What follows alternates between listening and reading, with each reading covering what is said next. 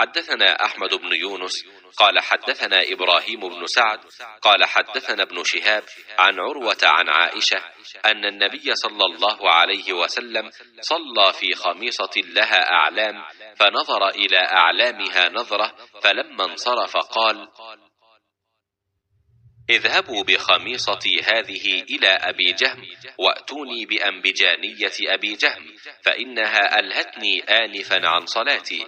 وقال هشام بن عروة عن أبيه عن عائشة قال النبي صلى الله عليه وسلم: كنت أنظر إلى علمها وأنا في الصلاة فأخاف أن تفتنني.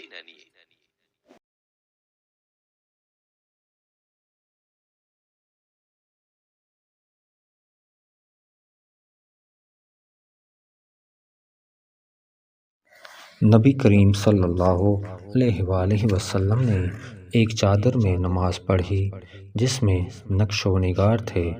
आप सल्लल्लाहु अलैहि वसल्लम ने इन्हें एक मर्तबा देखा।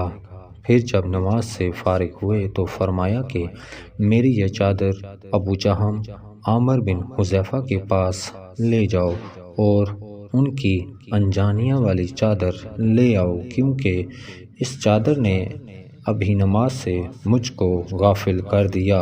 और हशाम बिन उर्वा ने अपने वालिद से रिवायत की, उन्होंने आयशा रज़ियल्लाहु अन्हा से कि नबी करीम सल्लल्लाहु अलैहि वसल्लम ने फरमाया, मैं नमाज में इसके नक्शो निगार देख रहा था, बस मैं डरा कि कहीं ये मुझे गाफिल न कर दे। सही बुखारी हदीस नंबर 373।